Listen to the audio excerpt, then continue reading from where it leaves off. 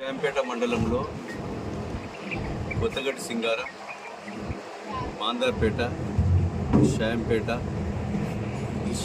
Residential school CC road నిర్మాణం, అదేవిధంగా శాంపేట నుంచి పత్తిపాక పోయే పొలాలకు పోయే దారి, నాగసముద్రం రోడ్డు, అట్లే నేరడుపల్లి, కాట్రపల్లి, గంగిరెడ్డిగూడెం, కొప్పుల, జోగంపల్లి, మైలారం, అదేవిధంగా పత్తిపాక, పెద్దకూడెం. ఈ గ్రామాల్లో 8 కోట్ల రూపాయలతో ఈరోజు శంకుస్థాపనలు చేసుకోవడం జరిగింది. మౌలిక సదుపాయాలు, పంట పొలాలకు పోయే దారి కానీ, మెయిన్ రోడ్స్, పంచాయతీరాజ్ రోడ్లు, గ్రామాలలో సీసీ రోడ్లకు ఈ 8 కోట్ల రూపాయలు ఈరోజు శంకుస్థాపన చేయడం.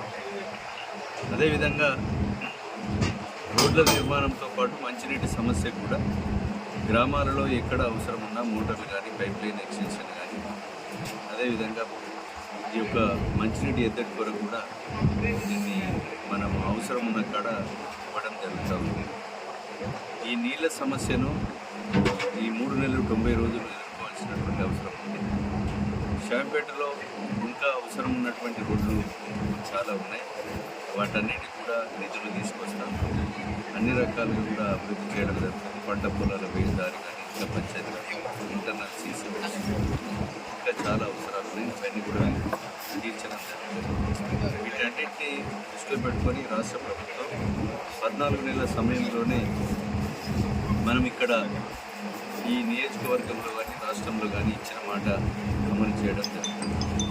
ఎన్నికల ముందు చెప్పినవి, చెప్పనివి ఇవన్నీ కూడా చేయడం జరుగుతుంది. ముఖ్యంగా ఈ రాష్ట్ర ప్రభుత్వము 14 నెలల సమయంలో మొదటి సంవత్సరంలోనే ఈరోజు అవకాశం కల్పించి మనకు ఈరోజు సంక్షేమ పథకాలలో రైతులకు రుణమాఫీ 21,000 కోట్లు 25 లక్షల మందికి ఇవ్వడం, అదేవిధంగా మహిళలకు బస్ ఫ్రీ కల్పించి ఈరోజు మహిళా డాక్రా గ్రూపుల ద్వారా బస్సులు కొనుగోలు చేసి ఆ బస్సులను ప్రభుత్వమే కిరాయి పెట్టుకొని వాళ్ళకు అద్దె ఇవ్వడం, కిరాయి ఇవ్వడం, అదేవిధంగా మహిళలకు మీ సేవ సర్టిఫికెట్లు, క్యాంటీన్లు కాకుండా మహిళల పేరు మీద 2 మైన్లు ఇవ్వడం, అదే రకంగా మహిళలకు సోలార్ పవర్ ప్లాంట్లు కూడా ప్రభుత్వ భూములు ఉంటే వాళ్లకు రుణ సౌకర్యం కల్పించి ప్రభుత్వమే కరెంటు కొనుగోలు చేసి మనకు లాభాలు అందించే విధంగా మహిళలను ప్రోత్సహించడం.